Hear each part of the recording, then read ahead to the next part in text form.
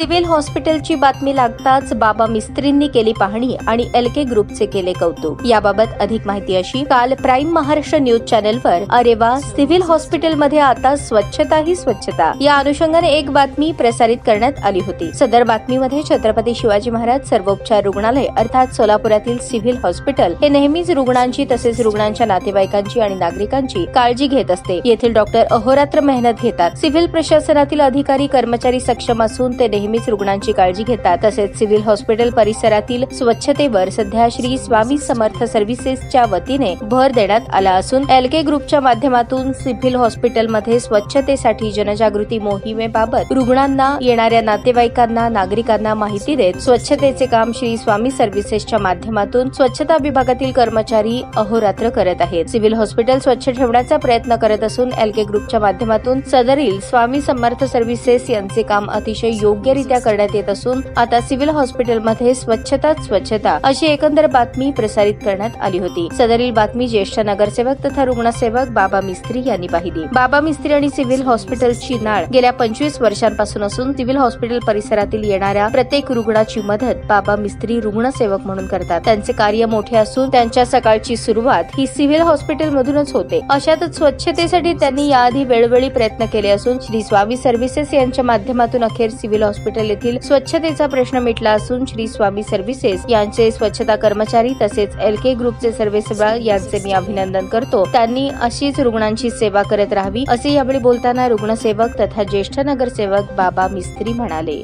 Shri Swami service LK group यांच्या वतीने श्री छत्रपती शिवाजी सर्वोपचार रुग्णालय या ठिकाणी स्वच्छता बाबत तिने अतिशय चांगलं काम करतात। अनेक वेळा मी बघतो, माझा हा सिव्हिल हॉस्पिटलचा 25 वर्षाचा संबंध आहे। 25 वर्षापासून मी इथं समाजकार्य करत आहे, परंतु अनेक वेळा बघत होतो की दुर्गंधी फार मोठ्यापर्यंत पसरत होती। अजून फार त्रास होत होता नागरिकांना, अजून रुग्णांना फार त्रास होत होता। यामुळं हे कंपनी जसं आली तेव्हापासून हा छत्रपती शिवाजी रुग्णालयामध्ये स्वच्छता दिसाली। प्रत्येक वार्डात जावा तुम्हाला स्वच्छता दिसते, ओपीडीत जावा स्वच्छता दिसते, प्रत्येक ठिकाणी जावा स्वच्छता दिसते। यामध्ये डीन साहेब सुद्धा, आमचे अधिष्ठाता डॉक्टर ठाकूर साहेब सुद्धा चांगलं काम करत आहेत। त्यांची नजर यांच्यावर आहे।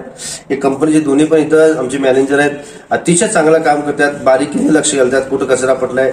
नंतर बाथरूम मध्ये सुद्धा दुर्गंधी पसरत होती, लोक ते बाथरूमला शी करत जात नव्हती, अशी परिस्थिती होती। पण आता प्रत्येक रुग्णाच्या नातेवाईकांना जायला आता सोय केलेली आहे। अतिशय मी आनंदाची गोष्ट आहे। आतापर्यंत सिव्हिल बद्दल लोक निगेटिव्ह बातमी दाखवत होते, पॉझिटिव्ह दाखवत नव्हते। मी महाराष्ट्र न्यूजचा मनापासून त्यांना आग्रह करतो की ही रुग्णालय जे आहे हे एक सेंट्रल रुग्णालय आहे, मेडिकल कॉलेजचं रुग्णालय आहे।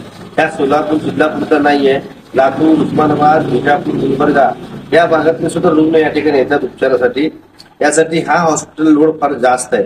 अजून मी तुमच्या चॅनलच्या माध्यमातून नागरिकांना सुद्धा आवाहन करतो की आपण रुग्णांना घेऊन येत असताना सुद्धा आपण सुद्धा काळजी घेणे गरजेचं आहे। ज्या ठिकाणी आपण खाता त्या ठिकाणी टाकू नये। डस्टबिन ठेवले असतात त्या डस्टबिन टाकावा।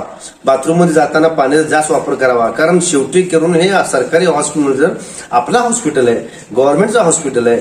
ह्या येणारा रुग्ण म्हणजे तर हे गरीब रुग्ण येत आहे, श्रीमंत कोणी येत नाही। ज्याच्याकडे पैसे आहे ते प्रायव्हेट जात आहे, ज्याच्याकडे पैसे नाहीये तोच माणूस आपल्या सिव्हिलला येत आहे, अजून इथं उपचार करण्याचा प्रयत्न करत आहे।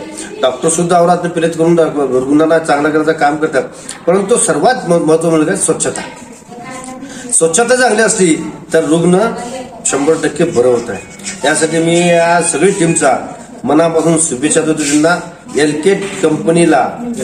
एलके ग्रुप कंपनीला सुद्धा मनापासून शुभेच्छा देतो की असंच तुम्ही कार्य करा, मी तुमच्या पाठीशी आहे। पण चांगला स्वच्छता करा, नागरिकांना सुद्धा चांगली तुम्ही काउन्सिलिंग करा, लोकांना काउन्सिलिंग करून लोकांना दिशा दाखवा कसं करायचं, काय नाही, कचरा कुठं टाकायचा, हे सुद्धा फार गरजेचं आहे। अजून दुसरी एक तुमच्या चॅनलच्या माध्यमातून जिल्हाधिकाऱ्यांना विनंती करतो की जिल्हाधिकारी साहेबांनी बेघरसाठी काय तर वेगळी व्यवस्था करावा अशी मला त्यांना विनंती आहे। कारण बेघरमुळं दुसऱ्या रुग्णाचा जो त्रास होत आहे की चांगले नातेवाईक जे रुग्ण आहेत, चांगले रुग्ण आहेत तिथं असतात, त्याच्या बाजूला बेघर असताय, त्या बेघरमुळे तिचा सुद्धा आजार वाढण्याची शक्यता असते। यासाठी जिल्हाधिकाऱ्यांनी लक्ष घालून त्या बेघरसाठी काहीतरी व्यवस्था करायची माझी विनंती आहे। ताज्या बातम्या पाहण्यासाठी प्राईम महाराष्ट्र न्यूज चॅनलला सबस्क्राईब करा।